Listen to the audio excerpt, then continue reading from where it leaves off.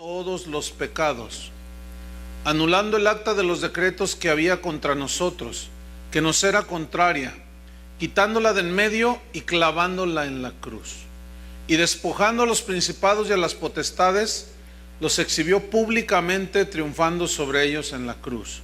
Por tanto, nadie os juzgue en comida o en bebida, o en cuanto a días de fiesta, luna nueva o días de reposo, todo lo cual es sombra de lo que ha de venir, pero el cuerpo es de Cristo.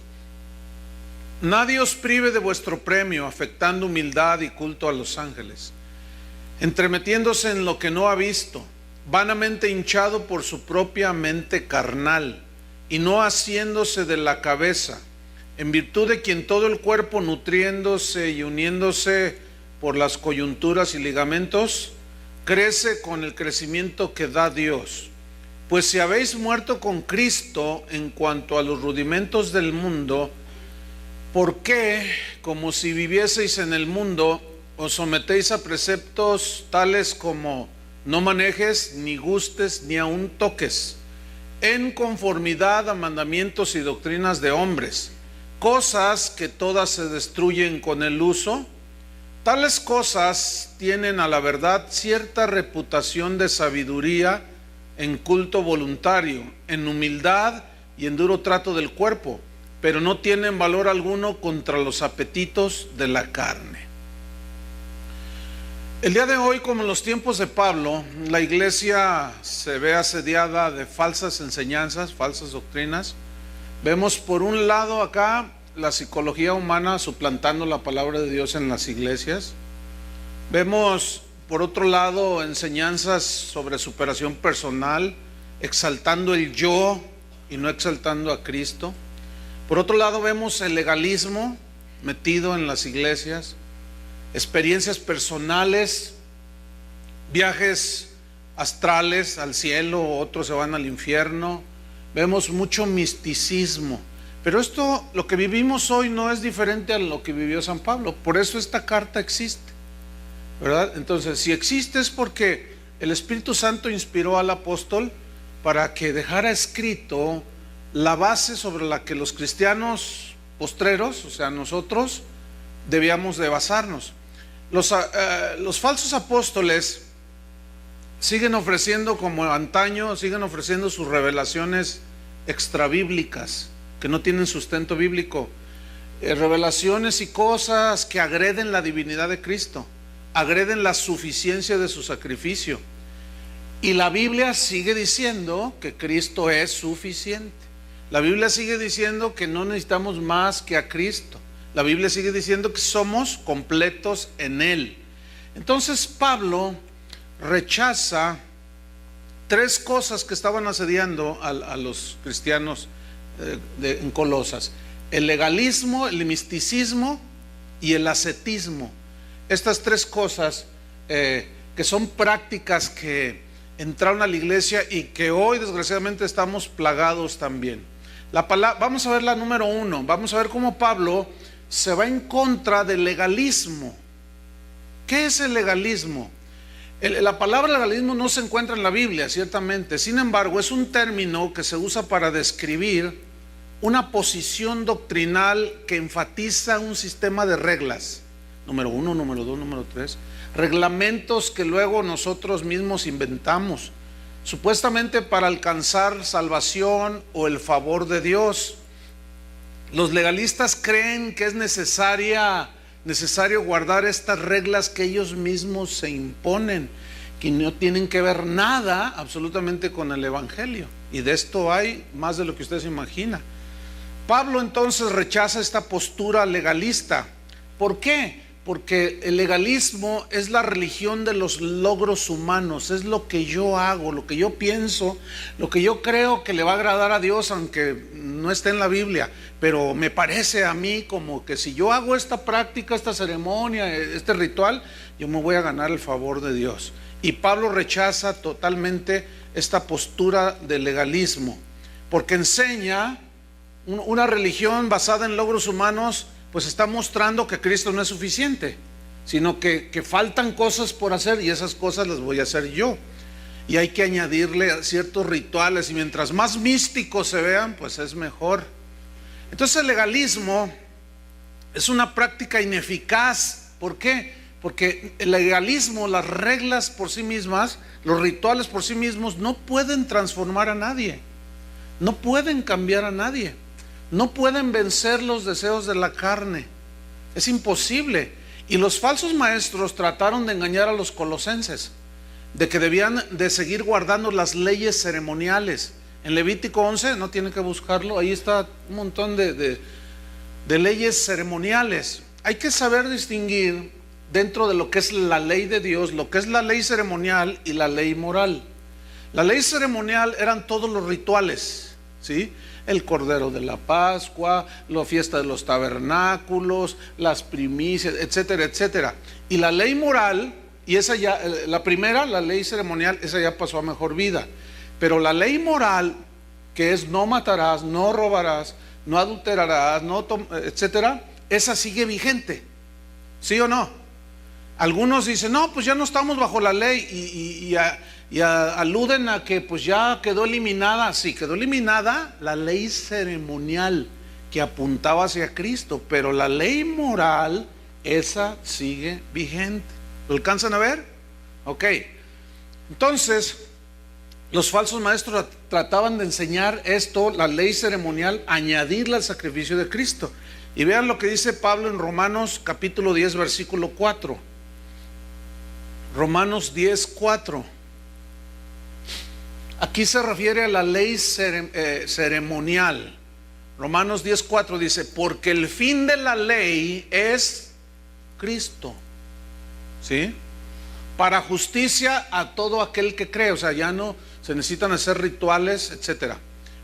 Ahora vamos a Gálatas capítulo 5, versículo 1.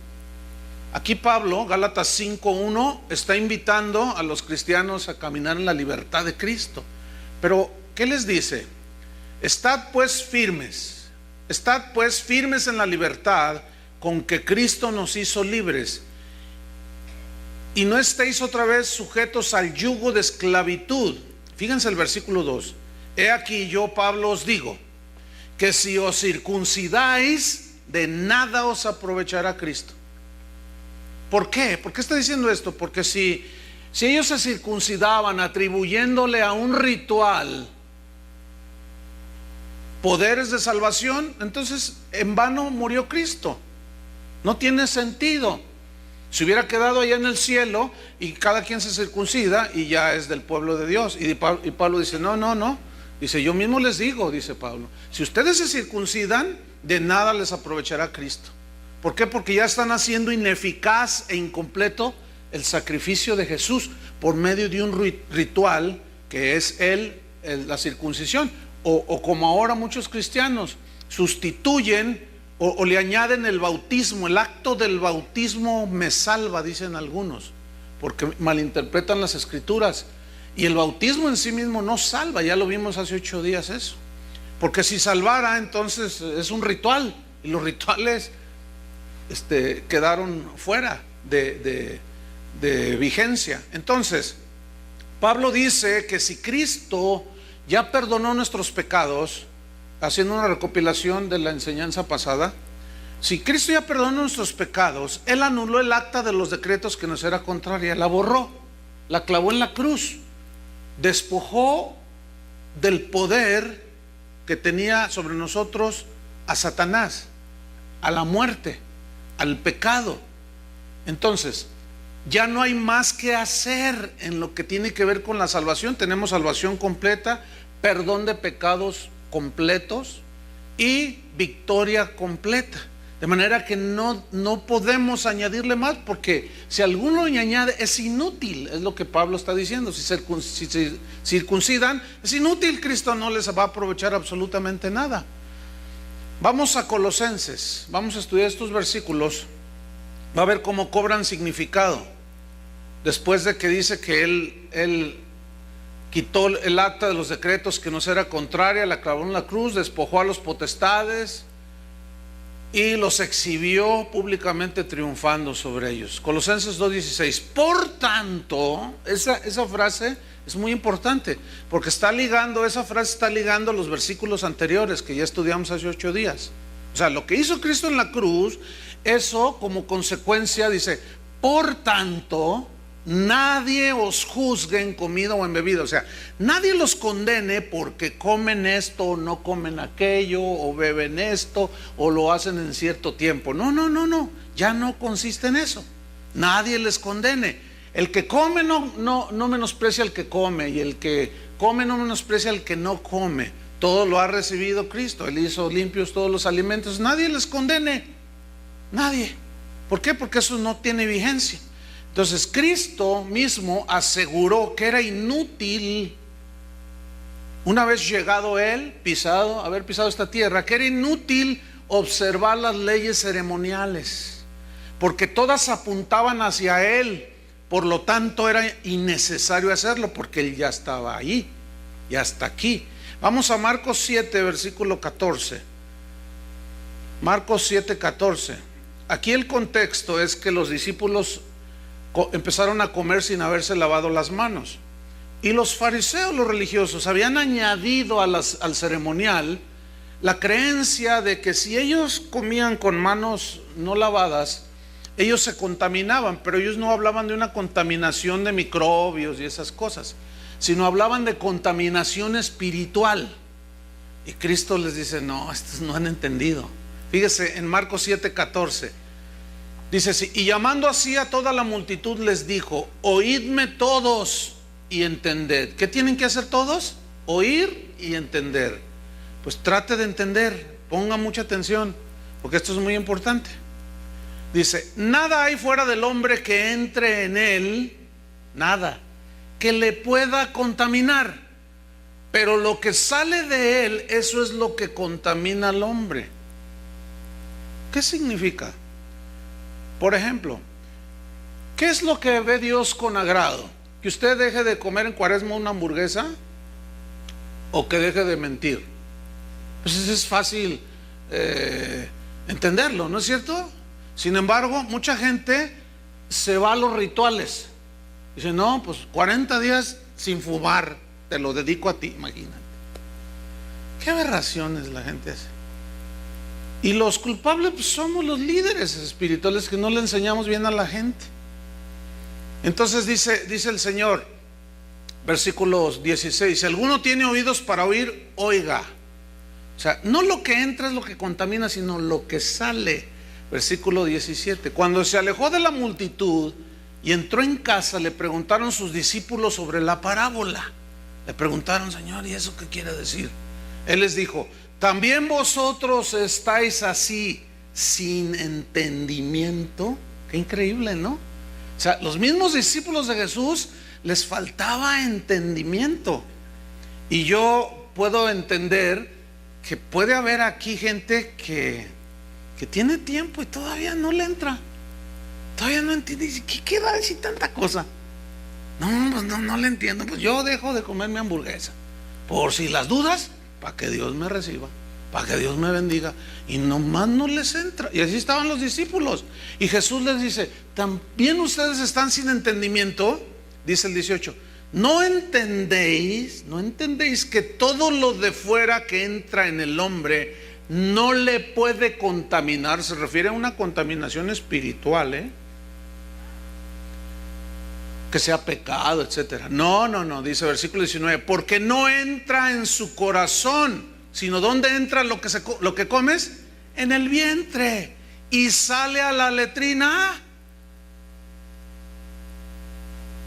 Así de simple. Esto decía, haciendo limpios todos los alimentos. Pero los fariseos, ¿qué decía la ley? No coma cerdo, no coma ciertos animales, ¿sí o no? ¿Por qué? Porque el Señor quería que ellos supieran discernir entre lo bueno, lo malo, lo santo, lo profano, lo limpio, lo inmundo. Pero ellos no entendían. Entonces ellos decían, no. Le atribuían, aparte de los mandamientos de la ley ceremonial, le atribuían ellos el hecho de no lavarse las manos y comer, que se contaminaban.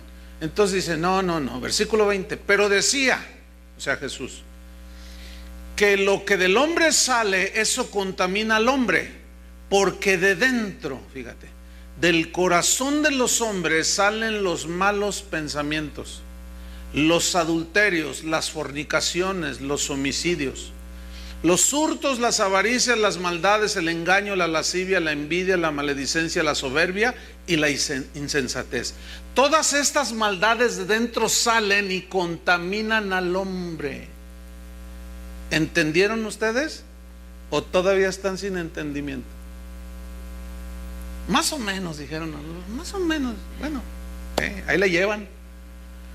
Vamos a Colosenses 2:16 de nuevo. Entonces Pablo dice: Cristo allí triunfó sobre Satanás, borró el acta de los decretos, están completos, no les hace falta nada. Sin embargo, los falsos maestros enseñan que tenemos que hacer cosas. Por eso Pablo dice: por tanto, nadie os juzgue en comida o en bebida. Nadie nos debe condenar. Versículo número 16. En cuanto a días de fiesta, ¿qué significa esto? ¿A qué fiesta se refiere? Se refiere a fiestas ceremoniales como la Pascua, por ejemplo, que una vez al año mataban al cordero, un animalito literal, que apuntaba ¿hacia quién? Hacia Cristo.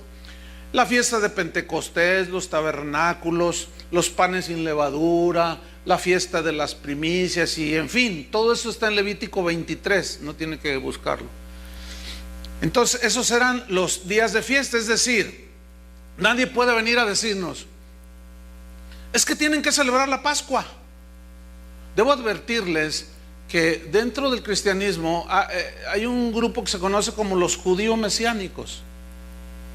O sea, judíos que se convierten a Cristo, se convierten a Cristo, creen que Él es el Mesías y se convierten. Pero muchos de ellos, algunos de ellos, les pasa lo que a los judíos del primer siglo. De pronto son tan celosos de la ley y de sus tradiciones que tienen a Cristo, pero luego comienzan a añadir: no, es que los cristianos tenemos que celebrar la fiesta de los tabernáculos, tenemos que orar así. Y empiezan a forzar a la gente. Entonces ven iglesias como las nuestras que no somos judíos y dicen: no, han dejado tu ley, dicen. Y hay que tener mucho cuidado porque ese movimiento cobra fuerza, está cobrando, ya tiene años esto, pero últimamente ha resurgido. O sea, haciendo un montón de ceremonias del Antiguo Testamento que no tiene nada que ver, que son sombra. Entonces, no debemos dejar ni permitir que estos hermanos vengan y nos digan: no, es que tienes que ponerte el kipá, la gorrita aquí, y es que tienes que hacer esto, y es que tienes que guardar esto, y es que tienes que hacer lo otro, y es que tienes que, la santa cena ¿cómo la toma? Es pan sin levadura, son galletitas, y que quién sabe qué, y un montón de rollos que te ponen. Es más, aún cristianos que digan: ¿ustedes no celebraron la resurrección? Bueno, pues sí, cantamos sobre la resurrección, ¿no es cierto? No, pero no hicieron un culto especial. No, está mal. ¿Por qué? No sé si me estoy explicando. Porque entonces ya, fíjate, un acontecimiento genuino y real como la resurrección de Cristo, quererlo imponer como algo que tiene que ser el día de resurrección, eso es caer en legalismo. Porque entonces la gente dice: ay, mañana va a ser un culto de resurrección y Dios nos va a bendecir. Bueno, ¿qué no nos bendice? Como atinadamente Chuy dijo al inicio. Bueno, para nosotros siempre celebramos la resurrección, ¿no es cierto?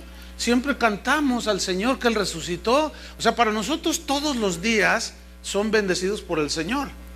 Pero la mente legalista le atribuye al hecho de que sea domingo de resurrección un poder que no tiene. El poder está en la resurrección de Cristo, no en el día que se celebra. ¿Entienden eso? ¿O todavía están sin entendimiento? Algunos ahí la llevan y todavía están: ahí la llevamos, pastor. Ok, bueno, esos son los días de fiesta. Volvamos a Colosenses 2:16, porque enseguida, en cuanto a días de fiesta, dice: luna nueva o días de reposo. ¿Qué es eso de luna nueva o días de reposo? Pues eran días que se deberían de guardar, que tenían una simbología, todo apuntando hacia Jesús, todo con un propósito de guiar hacia Jesús, pero ellos no entendían. Y Dios, en el tiempo de Isaías, se cansó del pueblo de ese tiempo, se cansó de que no entendieran el verdadero significado de las fiestas ceremoniales que apuntaban hacia Cristo. Y ellos se volvieron ritualistas, creían que por el hecho de hacer los rituales ya ellos estaban bien con Dios, pero seguían viviendo una vida pecaminosa. Y vean lo que Dios les recrimina en Isaías 1. Busque Isaías 1, versículo 13, para que vea. Dios mismo fue el que instituyó la ley ceremonial, y aquí Dios mismo les está recriminando. ¿Se está contradiciendo Dios? No, está poniendo en orden las cosas. Ahí va, Isaías 1:13. No me traigáis más vana ofrenda. Cuando Dios había dicho que se presentaran con ofrendas delante de Él. No me traigáis más vana ofrenda, o sea, ofrenda inútil. El incienso me es abominación. Oh, wow. ¿Qué Dios no había dicho que el sacerdote debía ofrecer incienso como un símbolo de las oraciones y de adoración a Dios? Pero ahí dice, ustedes queman incienso en el templo y me es abominación. ¿Pero por qué? Si Él había dicho que le quemaran incienso, ¿por qué dice que le fue abominación? Sigamos leyendo. Luna nueva, ahí está, y días de reposo, el convocar asambleas, que vamos a hacer guerra espiritual, y que vamos a hacer esto y vamos a hacer lo otro. Dice, no lo puedo sufrir, o sea, ya no lo puedo soportar, es lo que significa. Son iniquidad vuestras fiestas solemnes. Ah, caray. O sea, las mismas fiestas que Él instituyó para que su pueblo guardara, ahora resulta que eran iniquidad. ¿Por qué? Sigamos leyendo. Versículo 14. Vuestras lunas nuevas, o sea, días de lunas nuevas, y vuestras fiestas solemnes, las tiene aborrecidas mi alma. Me son gravosas, cansado estoy de soportarlas. Eso sí que parece como que el Señor se volvió bipolar, ¿no? ¿Por qué? Porque pues, los judíos, pues, tú nos dijiste que guardáramos las lunas nuevas, las fiestas, que guardáramos los días de reposo, esto y lo otro, y ahora dices que aborreces lo que hacemos y que no nos puedes soportar. Parece como que Dios está contradiciendo. No, absolutamente no. Lo que pasa es que ellos siguieron en sus pecados y creían que con ir al templo y celebrar rituales ya estaban bien. Y ellos no estaban entendiendo el verdadero propósito y significado de las ceremonias. Es como ahora con la Cuaresma, ¿verdad? La gente deja de comerse una hamburguesa el viernes porque es pecado, le dijeron, ¿verdad? Pero siguen mintiendo, siguen robando, siguen adulterando. Ah, pero van a la iglesia. Y dicen, no, yo le dediqué estos 40 días de ayuno de borracharme al Señor. Fíjate nomás. Ok, dejan de hacer ciertas cositas, pero se envuelven en otras. Eso es lo que les pasaba a esta gente. Entonces, ¿cuál era el fin de esas fiestas? Que ellos tuvieran el entendimiento y fueran preparando su corazón para la venida del Mesías. Ellos nunca lo entendieron así. Y que vivieron una vida limpia. Fíjate, ahí en el versículo 15 dice, cuando extendáis vuestras manos, o sea, que están en el templo allí extendiendo las manos así en adoración al Señor. Fíjate lo que dice, yo esconderé de vosotros mis ojos. Asimismo, cuando multipliquéis la oración, yo no oiré. Llenas están de sangre vuestras manos. O sea, había de todo entre el pueblo.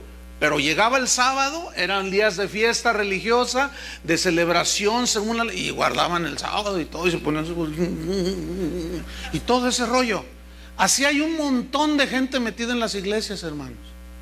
Exactamente igual. Creen que porque diezman, levantan las manos, vienen a la iglesia y ayunan y hacen ciertas cositas. Creen que están bien, y el Señor dice, no, es que tu vida está envuelta en el pecado. Es que tú vives en el pecado y no has entendido a qué vino Cristo. Entonces dice, no. Llenas están de sangre vuestras manos. O sea, había de todo. Fíjate, México, un país de más de 100 millones de personas, que según las autoridades religiosas de este país dicen que el 90% son católicos, así dicen, ¿no? Y bueno, parece que así es, 90% son católicos. Entonces, yo siempre me he preguntado, si 90% de la gente es católica, ¿por qué nuestro país está como está? ¿Por qué hay tanta violencia? ¿Por qué hay tanta sangre? ¿Por qué hay tanto fraude? ¿Por qué hay tanta mentira? Porque hasta ya se legalizó el aborto, matrimonios de homosexuales, y estamos en un país de 90% de católicos, cristianos se dicen ellos.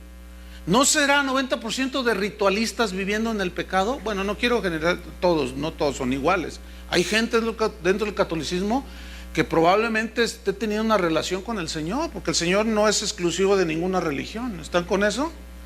Sin embargo, si nuestro país fuera verdaderamente cristiano, no estaría como está. ¿Me estoy explicando? Sin embargo, los templos se llenaron, las judeas aquí en San Martín, en las Águilas, en Iztapalapa, y los robacarteras dándose vuelo. Y también pasaba ahí Jesús con su cruz de 100 kilos pero por acá, igualitos que Judas. Entonces, ¿qué es lo que quiere el Señor? Que ser puros ritualistas, legalistas, guardar ciertas ceremonias y seguir viviendo en el pecado, o dejar el pecado. ¿Verdad que no es difícil entenderlo? Sin embargo, los discípulos estaban sin entendimiento. Fíjate lo que dice Isaías 1:16: lavaos y limpiaos. Y aquí ya entra en materia el Señor, dice: quitad la iniquidad de vuestras obras de delante de mis ojos, dejad de hacer lo malo. ¿Entienden? Eso es.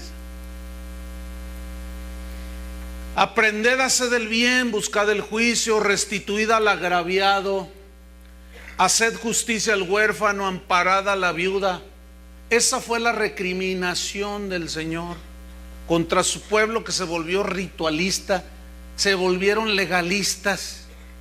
Jesús les dijo a los religiosos de su tiempo: ustedes son sepulcros blanqueados por fuera, wow, están espectaculares, pero por dentro son puros huesos de muerto, puro muerto, huele a muerto, inmundicia ahí dentro de ustedes, les dijo duro. Y eso es lo triste de la situación en muchos dentro del cristianismo, incluyendo católicos, protestantes y todos los restantes. Así está ahora. De esos 2000 y pico de cristianos que se profesan ser cristianos, ¿cuántos verdaderamente han nacido de nuevo? ¿Cuántos verdaderamente caminan con Dios? Me temo que un número muy reducido del mismo. Pero ¿cómo están las iglesias? Pues hay un montón de iglesias, cada día se abren iglesias, pero tú empiezas a ver de lo que están llenos de misticismo, de legalismo, de ascetismo y de prácticas que no tienen que ver nada con el cristianismo. Y sigue el adulterio, y sigue la homosexualidad, y sigue el fraude. ¿Y a qué vino Cristo? A librarnos de todas esas cosas, para ya no ser esclavos de ellas. Pero la gente sigue pensando que por el solo hecho de hacer ciertos rituales cuando va a la iglesia, aunque sea cristiana, ya con eso tiene. Y hermanos, no es así. Porque entonces estás diciendo: el sacrificio de Cristo no tuvo poder para transformarme, entonces yo voy a hacer rituales. ¿Entiende? Yo voy a hacer esto, voy a hacer lo otro, voy a ayunar 40 días, y aunque es para ti, Señor, y el Señor ahí mirándote, ¿verdad? ¿Eso es lo que quiero? ¿Que te mates de hambre? ¿O que ayunes de comer hamburguesas o tacos? ¿O que ayunes de mentir? ¿O que ayunes de robar? Pues es fácil entender. Pero nuestra naturaleza humana quiere su gloria. Porque si yo hago cosas para agradar a Dios, aunque yo las invente, pues entonces yo me voy a sentir bien y digo: qué buena onda soy yo. Ese es el legalismo, hermanos. Respecto al sábado, el Nuevo Testamento, porque dice luna nueva, días de reposo, se refiere al sábado. El Nuevo Testamento no ordena guardar el sábado ya. Los apóstoles, por ejemplo, no dijeron nada acerca de guardar el sábado. Ellos adoraban a Cristo el domingo. En el concilio de Jerusalén, en Hechos 15, no lo busque, no dice nada al respecto sobre guardar el sábado. y Pablo nunca enseñó a guardar el sábado como tal, como un día así estrictamente como estaba en la ley, no, sino al contrario. Vean Gálatas 4:9. Al contrario, recriminó a los gálatas por querer volver a la ley ceremonial, a todo aquello que era ritual y simbólico. Gálatas 4:9 dice así: mas ahora, conociendo a Dios, o más bien siendo conocidos por Dios, ¿cómo es que os volvéis de nuevo? ¿Cómo se vuelven de nuevo a los débiles y pobres rudimentos a los cuales os queréis volver a esclavizar? ¿Cómo es posible? Dice, guardáis los días. Otra vez volvieron a guardar los días, los meses, los tiempos y los años. Fíjense lo que dice Pablo en el 11: me temo de vosotros que haya trabajado en vano con vosotros. Siento como que ha sido inútil. Les pongo un ejemplo. Si usted tiene por lo mínimo 3 años en esta congregación, por lo mínimo usted ya ha escuchado, me ha escuchado por lo mínimo 150 sermones, predicaciones. Ya más o menos a 3 años usted debe de entender de qué se trata ser cristiano. Pero estoy poniendo un ejemplo de que Pablo dijo, dice, me temo que he trabajado con vosotros en vano. Entonces, usted tiene 3 años, ya más o menos sabe, ha escuchado hasta el cansancio la doctrina cristiana, y usted aún así dice, pero no, yo de vez en cuando me echo mi chayito. ¿Sí entienden eso de mi chayito? Mi rosario, pues. Digo, pues ni modo que les esté hablando a los argentinos, ni modo que les esté hablando a los costarricenses, estoy hablando a los totonacas de acá, a los aztecas. El chayito. Entonces dice, no, yo por si las dudas, pues la virgencita. No, pues yo por si las dudas, Juan Diego. Con 3 años de asistir regular, y todavía está por si las dudas, por si las moscas, dicen algunos. Otros todavía vienen aquí y todavía van a que les lean las cartas, el tarot. Todavía confían, algunos le dicen no, pero otros se quedan así porque lo hacen. O sea, no les ha entrado. Y creen que porque vienen ya cumplieron. Y hacen igual, exactamente lo mismo cuando iban a la iglesia católica. Llegaban un minuto antes de terminarse, llegaban a la bendición y decían, lo que cuenta es la bendición. Entonces, ya usted salía de la iglesia sintiéndose muy santo, se sentía la Madre Teresa de Calcuta. Y está caminando, ya cumplimos, hijo, ya cumplimos. Oye, mamá, pero llegamos bien tarde y dijimos, no, el chiste es hacer acto de presencia. Eso es lo importante, hijo. Oye, mamá, pero tú eres bien chismosa. No, usted cállese, hijo, usted cállese. No, mire, a Dios hay que respetarlo. Para eso venimos al tema, aunque sea al final, la bendición. Y entonces ya todo el mundo, id en paz, ¿verdad? El Señor esté con vosotros y con tu espíritu. Y ahí vas tú ya bien feliz. El resto del domingo a darle vuelo al hilacho. No, hermanos, eso no es el cristianismo. Pero esas prácticas también las hace gente que va a las iglesias cristianas.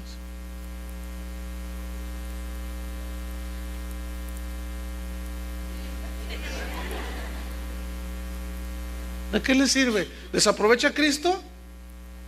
No. Así, me temo que he trabajado en vano con algunos de vosotros. Pero bueno, ¿qué le vamos a hacer? No podemos meterles la palabra de Dios a fuerza, ¿verdad que no? Y como dice la Biblia, a fuerza ni los zapatos entran. No se puede. Fíjense que los padres de la iglesia, que son de los primeros 300 años, que eran los líderes que se mantuvieron más o menos, bueno, no más o menos, sino bien firmes, se les llama los padres de la iglesia. Uno de ellos, desde Ignacio de Antioquía, que fueron de los primeros llamados padres, Policarpo, etcétera, después de los apóstoles, hasta San Agustín de Hipona, ellos enseñaron que el sábado quedaba abolido. Ya no había que guardar el sábado. Y la Biblia, ellos se apoyaban en la Biblia. Cristo ya había venido. Y el sábado era una sombra más. Era un simple día. ¿Por qué? Vamos a Colosenses 2:16 de nuevo. Fíjate, retomamos todo el versículo. Por tanto, dice, por lo que Cristo ya hizo en la cruz, estamos completos. Nadie os juzgue en comida o en bebida, o en cuanto a días de fiesta, si los guardas o no, luna nueva o días de reposo, ya no rituales. Fíjate el 17. Todo lo cual, o sea, lo que dice el 16, es sombra de lo que ha de venir, pero el cuerpo es de Cristo. Significa lo siguiente: así como mi cuerpo ahorita está reflejando una sombra por razón de la luz, los rituales eran la sombra. Y venido Cristo, o sea, el cuerpo, a eso se refiere, como este ejemplo que les doy, estoy proyectando una sombra. Entonces ya la sombra, la realidad ya la tenemos. ¿Quién es la realidad? La realidad es Cristo. Entonces el objeto es lo que produce la sombra.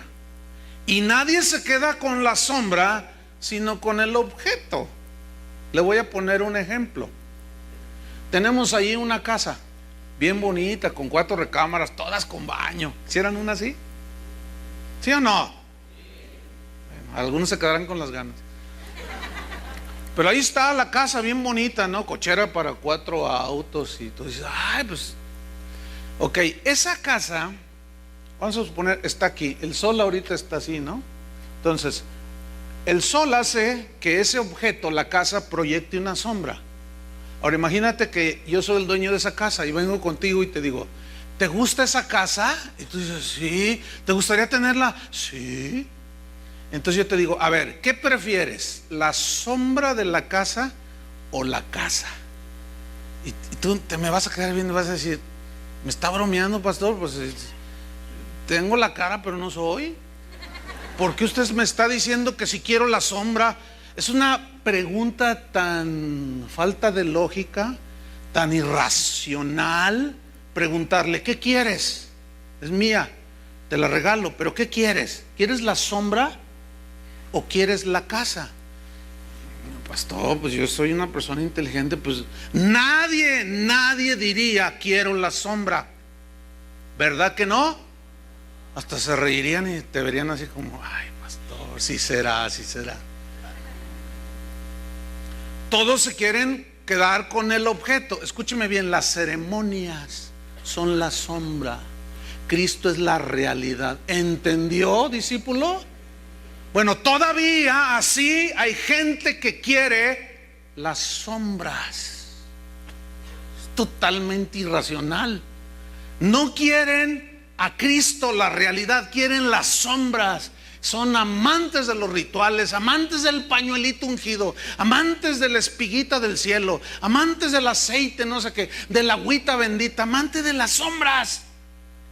Es como esto: si su esposo se fue 25 años a trabajar a los Estados Unidos y usted siempre tenía una foto ahí en su cuarto y siempre lo miraba y siempre le daba un beso a la foto. Ay, mi viejito, y le daba besitos. Pero un día llega su marido a Estados Unidos y le dice, viejita, ya llegué para quedarme, con un montón de dólares así, ¿verdad? Ya vine para quedarme. Entonces usted lo ve y ve la foto y lo ve a él y le sigue dando besos a la foto. Entonces el marido le va a decir, oye, ¿qué pasó? Aquí estoy yo. ¿Cómo? Aquí estoy yo ya, viejita. No, pero prefiero la foto. ¿Qué señora hace eso? Dígame, ¿qué señora hace eso? Nadie. Entonces, ¿por qué muchos cristianos siguen con la foto y no quieren la realidad? Ahí está Cristo, pero quieren sus rituales que no sirven para nada.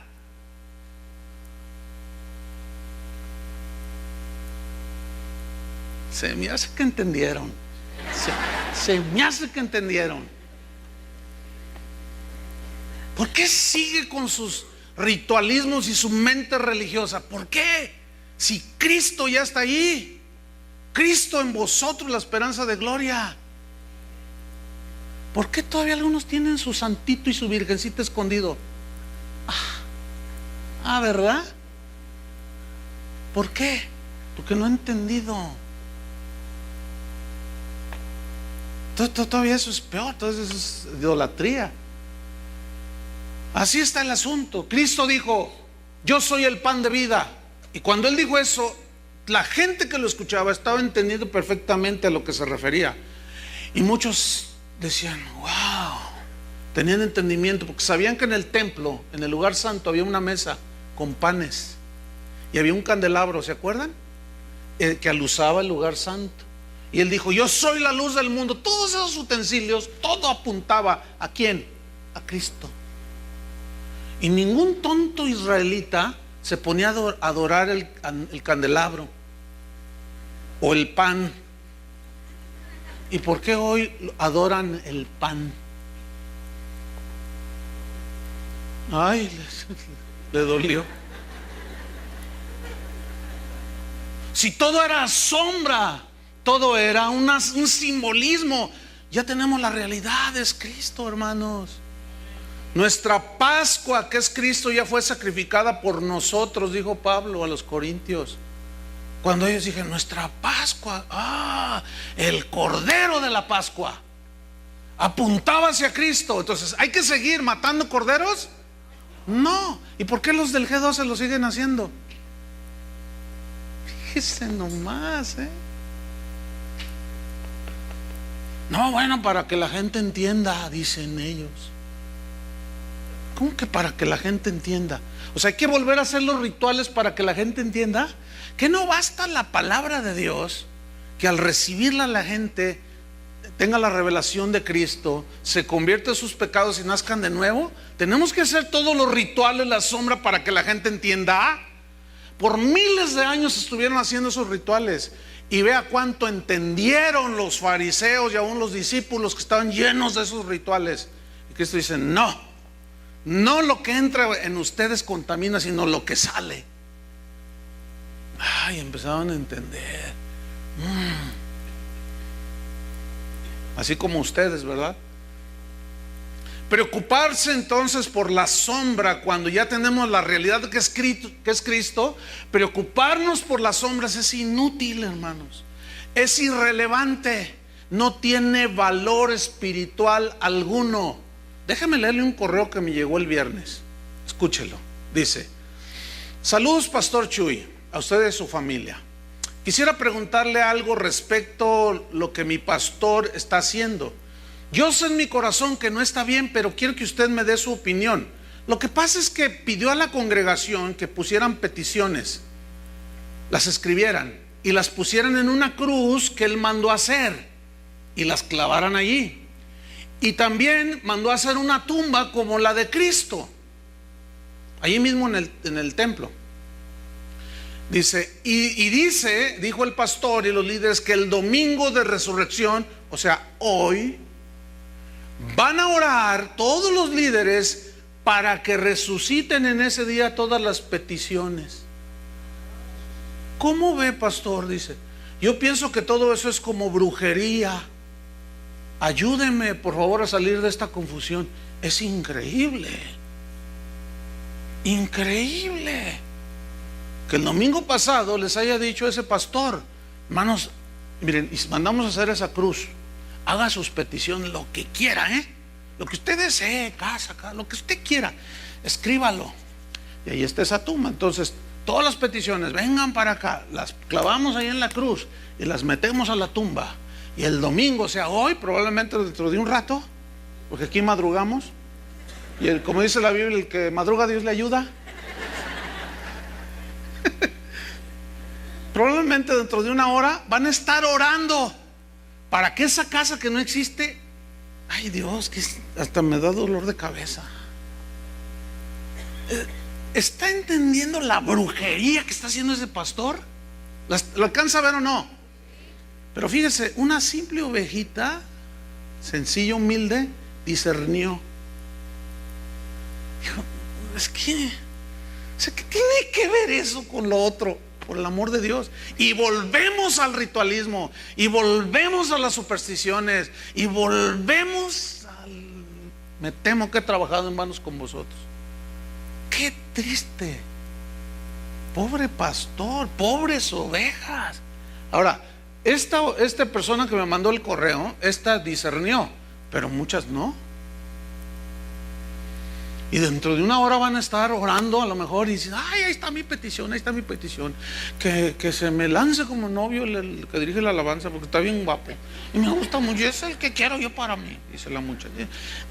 Ya ve cómo nos las gastamos para hacer peticiones. Así, de ese tamaño. Entonces, ¿qué tiene que ver el día de resurrección? Que por el amor de Dios, ahora sí que me desespero.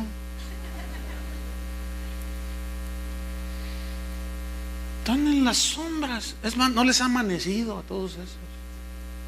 No alcanzan a ver a Cristo. Y utilizan algo tan sublime y maravilloso como el poder de la resurrección como un acto para obtener lo que yo quiera. Esa es una ofensa, hermanos, a Cristo. Esa es una ofensa a la palabra de Dios. Es tristísimo eso.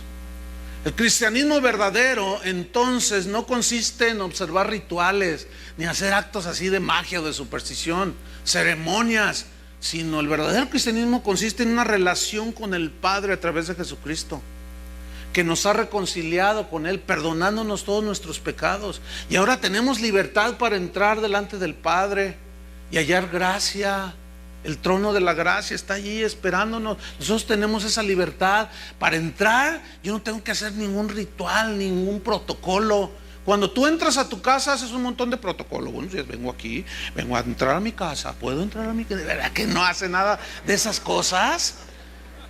Cuando entramos al trono de la gracia, dice, teniendo libertad para entrar al lugar santísimo. Eso significa sin protocolos de ningún tipo, sin agüitas benditas, ni sin oracioncitas de esas que te venden en enlace y cosas de nada de eso. Tenemos libertad. El ir y comprarles a esos mercaderes la bendición de Dios es ofender a Cristo. Yo puedo ir con esa libertad delante del trono y decirle: Señor, pues mi esposo tiene esta necesidad, ayúdalo, Señor. Yo tengo libertad, sin protocolo. ¿Cómo entran tus hijos a tu casa? Como Juan por su casa, sin protocolo alguno, ¿sí o no? ¿Qué somos? Hijos de Dios. ¿Cómo entramos a la presencia del Padre? Por la sangre del Cordero, sin protocolos, hermano, sin ceremoniales.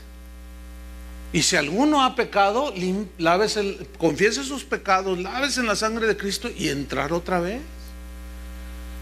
Entonces Pablo se va duro contra el legalismo, pero también se fue duro contra el misticismo. ¿Qué es el misticismo? El misticismo es una práctica que busca la verdad por medio de experiencias espirituales y religiosas, por medio de visiones. Están ahí, se están esforzando por tener visión. Míralo, ahí está. Están así como buscando: Señor, arrebátame, llévame al cielo, Señor, revélate, yo quiero verte, pero en persona.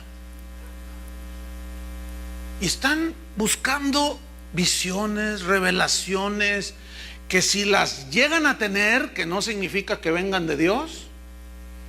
Y luego todavía el gran error del misticismo es poner la experiencia personal al nivel de la palabra de Dios, suplantándola. Por ejemplo,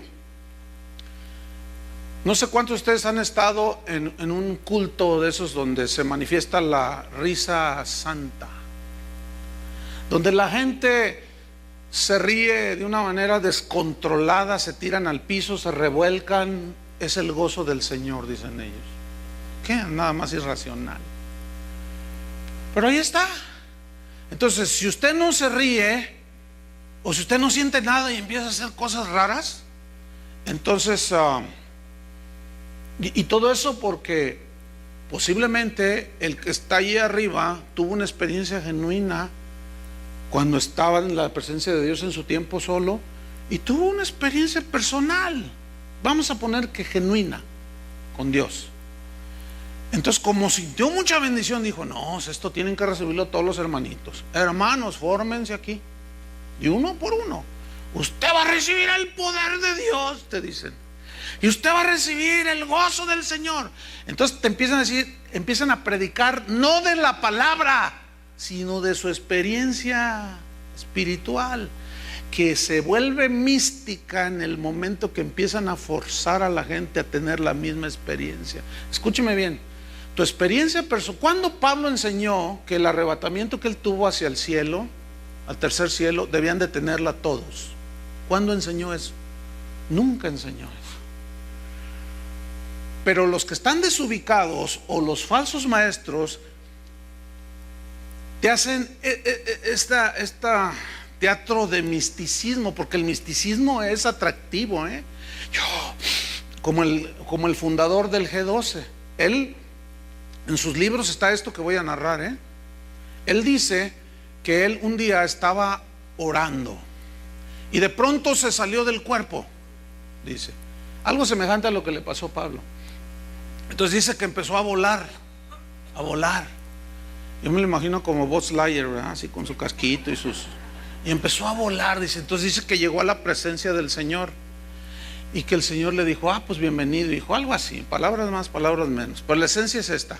Dice: entonces yo le dije: Señor, porque yo miraba mi cuerpo inerte, yo le dije: Señor, todavía no quiero morir, porque tú me necesitas. Es en serio, así dice, tú me necesitas. Entonces que el Señor le dijo: sí es cierto, te necesito, regrésate a tu cuerpo y enséñales del G12.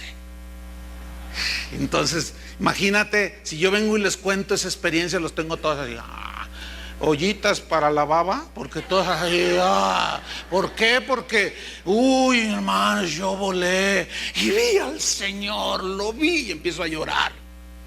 Lo vi y usted lo puede ver, y esto está, no quiere ver. ¿Qué yo sentí? Puras experiencias religiosas, hermano. ¿Sabe que el cristianismo no consiste en prácticas místicas, de experiencias de visión?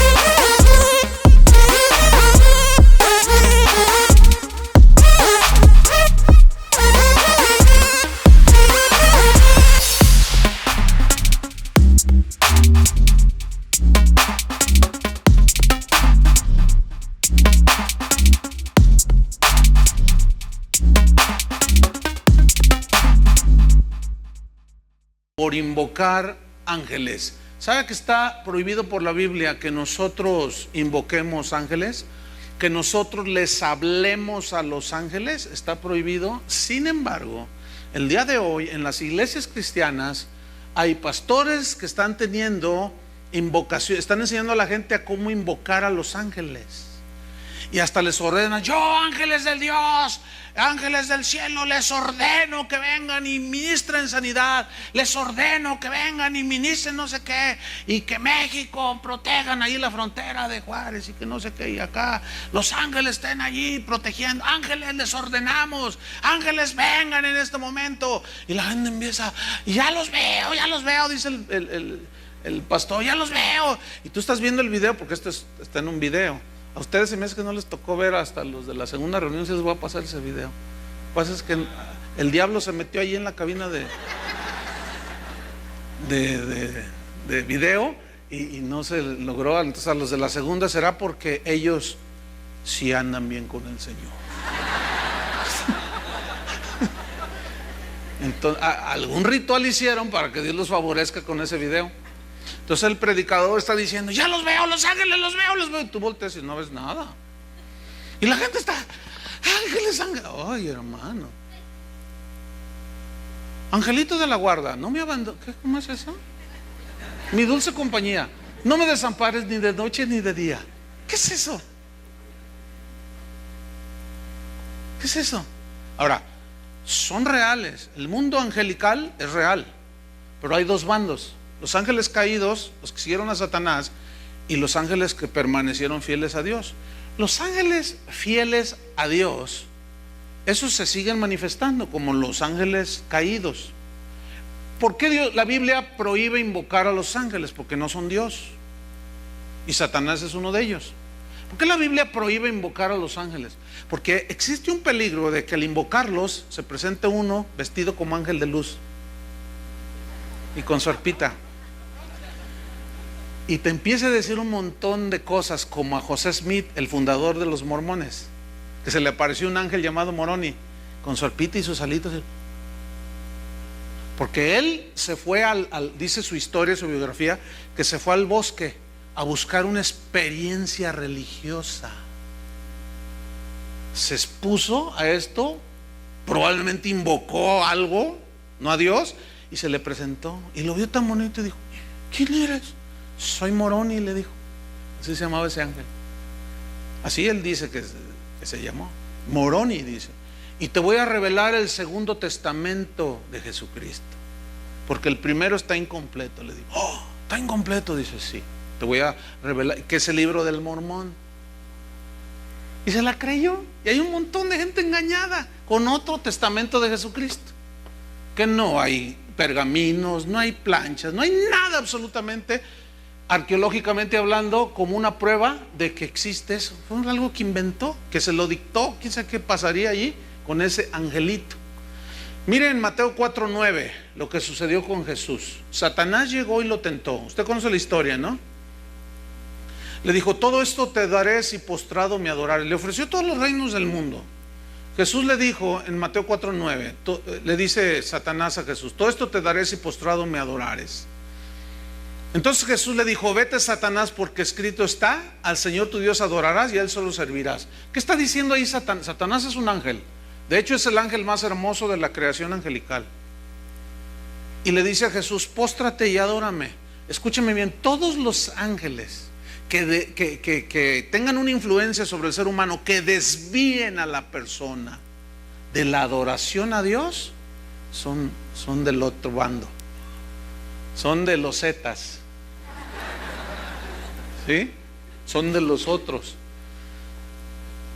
Pero los ángeles de Dios, vean lo que hacen. Apocalipsis 19:9. Aquí está Juan el apóstol, que le está siendo revelado el Apocalipsis. De pronto se le aparece un ángel de Dios. Aquí era un ángel de Dios. Apocalipsis 19:9. El ángel me dijo: escribe: bienaventurados los que son llamados a las cenas de las bodas del Cordero. Y me dijo: estas son palabras verdaderas de Dios. Fíjate lo que hizo Juan. Yo me postré a sus pies para adorarle, o sea, al ángel. Y él me dijo: no lo hagas, mira, no lo hagas. Yo soy consiervo tuyo y de tus hermanos que retienen el testimonio de Jesús. Adora a Dios, porque el testimonio de Jesús es el espíritu de la profecía. Fíjate, ahí está Juan, el apóstol que caminó con Jesús. De pronto tiene una experiencia espiritual genuina. Un ángel de Dios se le apareció. Pero era tan hermoso ese ángel, tan espectacular, tan maravilloso, que Juan de pronto algo le sucede en su corazón. Y todos estamos expuestos a eso, hermanos. De pronto lo ve y dice: wow, qué visión tan maravillosa, qué aparición tan maravillosa. Y su reacción fue postrarse para adorarlo. Ahora, ¿qué quería Satanás? Que Jesús se postrara y lo adorara, pero era del otro bando. ¿Qué hizo este ángel de Dios? No. Habló de Jesús, le dijo cosas de Dios, rechazó la adoración y le dijo: adora a Dios. Esa es la razón por la cual se nos prohíbe invocar ángeles, porque los del otro bando, de los zetas, esos se disfrazan como ángeles de luz, como si fueran de Dios, y tienen la capacidad de transformarse y engañan a la gente. Por eso el misticismo es muy peligroso, hermanos. Porque el sueño que tuve, que un árbol con 7 cabezas, y que simboliza la cabeza que tenía 4 ojos, y olvídenlo. Y por favor no me manden que, hermano, interprétame este sueño. Ya les he dicho, no soy José. Yo no soy intérprete de sueños. Yo interpreto la Biblia, pero no sueños. Y los sueños pasaron a segundo término después de que la Biblia se escribió. ¿Entendieron? En aquel tiempo Dios hablaba por medio de sueños, pero no estaba toda la revelación. Ahora ya tenemos la Biblia, la revelación de Dios, y no necesitamos andar soñando, aunque en su soberanía Dios te puede dar un sueño, pero ese sueño tiene que compaginar con la Biblia. ¿Entendieron? Si violenta los principios de la Biblia, no es de Dios. Si se te parece un ángel, déjame contarles una ocasión. Visité una familia, porque hace años de esto, porque la señora, la pareja, pues me decían: pastor, nuestra hija está muy extraña. ¿Por qué? Dice: es que como que habla con alguien. El otro día la vimos, está un patio así, y se pone ahí a hablar, y no vemos nada. Entonces le dijimos: ¿con quién hablas? Pues con el angelito, mamá. Entonces dice: ay, pastor, estamos preocupados. Entonces yo fui. Entonces hablé con la niña. Ya ahorita ya está casada y todo, esa niña. Esa mujer ya. En ese entonces tendría como unos 10 años. Y le dije: oye, mija, ¿qué ves ahí en el patio? Me dice: es un angelito, está bien bonito, pastor. Y yo hablo con él: ¿y qué te dice el ángel? Y me dice: mira, lee la Biblia, obedece la Biblia, obedece a tus padres, adora a Jesucristo, respeta esto. Y le dice todo de acuerdo a la Biblia. Entonces yo le dije: bueno, mira, si yo te creo que tú ves ese ángel. No, es que sí, yo lo veo. Y pues hablo con él. Entonces yo le dije: mira, no busques ya volver a hacerlo. Si se te vuelve a manifestar, bueno, no le hagas nada, ni le beses la mano, o trates de hacer algo. No, me dice, porque él no quiere. Él me dice que con Jesús. Entonces yo voy con los padres, les digo: no se preocupen. Y después de eso ya no hubo más manifestación. Pero a mí la escritura me indica que el ángel que se le apareció a Juan era un ángel de Dios, porque el ángel rechazó la adoración, ¿entienden? Y los ángeles que no son de Dios, esos quieren la adoración, o te desvían de la adoración a Dios. Por eso es muy difícil, o sea, muy problemático y peligroso el misticismo. ¿Me expliqué? Ahora, esa no fue la única vez. Hubo otra ocasión en que Juan, en Apocalipsis 22, versículo 8, volvió a hacer lo mismo. Se le volvió a aparecer un ángel, y dice Apocalipsis 22, 8: yo soy Juan, soy el que oyó y vio estas cosas. Y después que las hube oído y visto, me postré para adorar a los pies del ángel que me mostraba estas cosas. Vean qué Qué increíble, ¿no? Volvió a postrarse a los pies del ángel. Pero él me dijo: mira, no lo hagas, porque yo soy consiervo tuyo, de tus hermanos los profetas y de los que guardan las palabras de este libro. Ahí están las escrituras. Adora a Dios. Qué increíble, ¿no? Fíjese, esta es una prueba de que nosotros, aunque caminemos con Dios, estamos ¿dónde está la línea? Está tan delgada en la que nosotros podemos transgredir y llegar a la idolatría, aún conociendo a Dios como Juan. ¿Cuántas veces les he dicho yo, hasta el cansancio, que yo como pastor no necesito ni lisonjas, ni que usted me vea como alguien súper especial, súper ungido? Yo soy igual que usted. Y a pesar de eso, la gente viene y me dice: pastor, le voy a decir algo. Yo sé que a usted no le gusta, pero yo le voy a decir y lo quiero saludar. Escúchame bien, hermano, aún diciéndoles hasta el cansancio que eso me desagrada, ha habido ocasiones en que hasta la mano me quieren besar. Le dije: ¿quieres besarme la mano? Ve con el cardenal, ese sí se deja, ese sí le gusta. Le dije: a mí no. ¿Por qué? ¿Quién soy yo? Por el amor de Dios. O sea, ¿por qué? ¿Por qué? Fíjate, si algunos tienen al pastor acá, yo soy igual que usted. Ahora no quiero imaginar si se le aparece un ángel.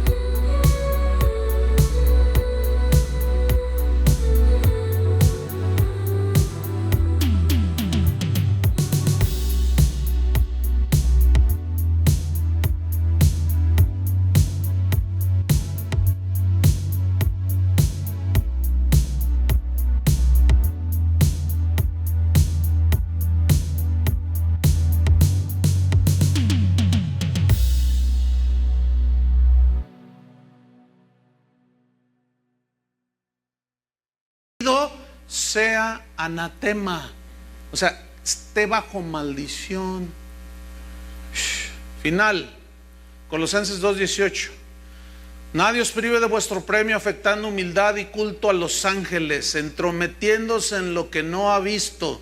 O sea, muchos inventan sus experiencias místicas porque saben que eso atrae a la gente. Versículo 18. vanamente hinchado por su propia mente carnal. O sea, fíjate, mente carnal, o sea, que inventan las cosas. Y no haciéndose de la cabeza, versículo 9, significa que hacen a un lado lo que ordena la cabeza. ¿Quién es la cabeza? Jesús. Y ellos no les importa lo que diga Jesús en el Evangelio. A ellos les importan solo sus experiencias místicas. Primera de Pedro 1:16 dice: porque no os hemos dado a conocer el poder y la venida de nuestro Señor Jesucristo, siguiendo fábulas artificiosas o cuentos engañosos, no, sino como habiendo visto con nuestros propios ojos su majestad. Pedro está diciendo: yo lo vi, yo lo vi, no fue una experiencia mística, yo lo vi. Pero dentro de todo eso hubo algo sobrenatural. Fíjate el versículo 17. Pues cuando él recibió de Dios Padre honra y gloria, le fue enviada desde la magnífica gloria una voz que decía: este es mi Hijo amado, en el cual tengo complacencia. Y nosotros oímos esta voz enviada del cielo. ¿La oyeron? Cuando estábamos con él en el Monte Santo. O sea, tuvieron una experiencia que oyeron la voz del Padre. Esa es una experiencia genuina, real. Pero fíjate lo que dice Pedro en el versículo 19. Tenemos también la palabra profética más segura. ¿A qué se refiere? A la palabra de Dios. O sea, ok, nosotros tuvimos experiencia, lo vimos, lo escuchamos, lo contemplamos, pero la palabra de Dios es la palabra profética más segura. ¿Qué está diciendo? Que las experiencias espirituales o místicas no necesariamente son de Dios, ¿Ya me entendió? Por eso dice: no. La palabra profética, la palabra es más segura que la experiencia espiritual. ¿Entendió? Dice: a la cual hacéis bien en estar atentos. ¿A qué? ¿A la experiencia mística o a la palabra? A la palabra, como a una antorcha que alumbra en lugar oscuro, hasta que el día esclarezca y el lucero de la mañana salga en vuestros corazones, entendiendo primero esto, que ninguna profecía de la Escritura es de interpretación privada, porque nunca la profecía fue traída por voluntad humana, sino que los santos hombres de Dios hablaron siendo inspirados por el Espíritu Santo. ¿Qué significa que no es de interpretación privada? Significa que yo tuve una visión, un sueño, y luego agarro un versículo, lo tuerzo, y digo: se refiere a mí, yo soy el Mesías, yo soy el Cristo que había de venir, y todo.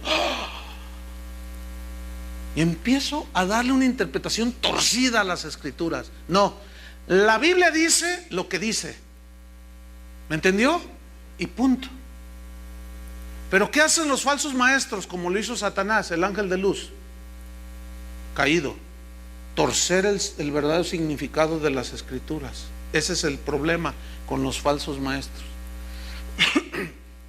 que metieron el misticismo. Y por último, Pablo rechaza el ascetismo. Colosenses 2:20, y terminamos. Colosenses 2:20 dice así: pues si habéis muerto con Cristo en cuanto a los rudimentos del mundo. Aquí rudimentos del mundo se refiere a la ley ceremonial, ¿por qué como si vivieseis en el mundo sometéis a preceptos tales como: no manejes, ni gustes, ni aun toques, en conformidad a mandamientos y doctrinas de hombres, cosas que todas se destruyen con el uso? Fíjate, tales cosas tienen a la verdad cierta reputación de sabiduría en culto voluntario, en humildad y en duro trato del cuerpo, pero no tienen valor alguno contra los apetitos de la carne. ¿Cuántos vieron las noticias de las expresiones religiosas, folclore religioso le llamo yo, del Judea en vivo, aquí en San Martín, en Iztapalapa, en México, los cristos crucificándose? En Filipinas la gente va en procesión golpeándose la espalda, y cuando la cámara les toma, la espalda sangrando, ¿sí? En Filipinas crucifican a los cristos, los crucifican de a de veras, o sea, les clavan, y se ve claramente el clavo cuando entonces ellos creen que ya la hicieron con el Señor. Fíjate nada más. Todo eso es un misticismo espantoso. Este mismo versículo de Colosenses 2:20 se los voy a leer en otra versión. Dice así: ustedes murieron con Cristo y fueron librados de los poderes espirituales del mundo. Por eso les pregunto: ¿por qué todavía siguen reglas? Reglas como no coman esto, no prueben esto, no toquen aquello. Esas reglas hablan de lo que se acaba por su continuo uso. Y no son mandamientos de Dios, sino enseñanzas humanas. Parecen ser sabias esas enseñanzas y prácticas místicas, porque requieren que la gente practique una intensa devoción, que se niegue a sí misma y que castigue severamente el cuerpo, pero no ayudan a controlar los malos deseos de nuestra personalidad inclinada a pecar. No pueden. Yo investigué y varios de los cristos de Iztapalapa, ¿cuál es su vida actual? Algunos son alcohólicos, otros están en las drogas y escenificaron al Cristo de Iztapalapa. Entonces ellos aseguran que por eso ya ellos el día que se mueran van a estar bien con Dios. Ah, tú me escenificaste, yo te escenifiqué, Señor, en Iztapalapa. Pásale, hijo mío. Y lo peor es que sus líderes les hacen creer eso. Eso es un engaño.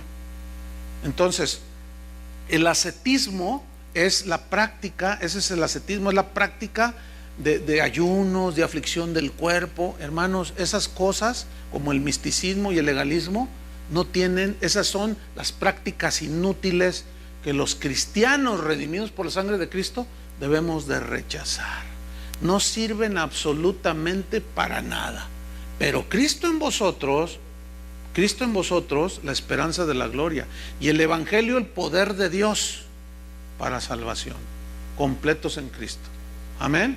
Así es que no se dejen mover tan fácilmente por todos esos que andan vendiendo pañuelitos ungidos, aceitito ungido y cuanta brujería y media que han metido dentro de la iglesia. No se dejen engañar, hermanos.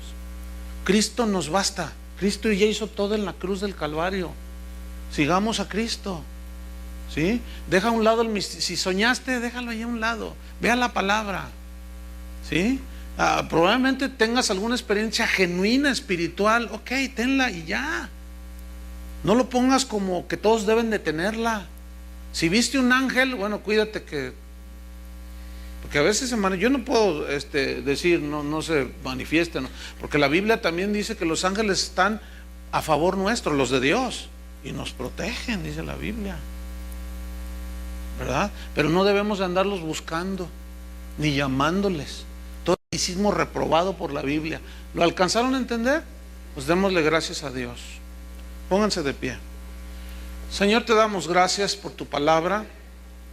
Gracias porque en ella está la verdad del evangelio y la verdad de Cristo, y en él estamos completos. Gracias, Señor, porque tu obra en la cruz fue maravillosa. Tu resurrección nos dio la esperanza y al creer en ese sacrificio y lavar nuestros pecados en tu sangre, Jesús, somos hechos una nueva criatura.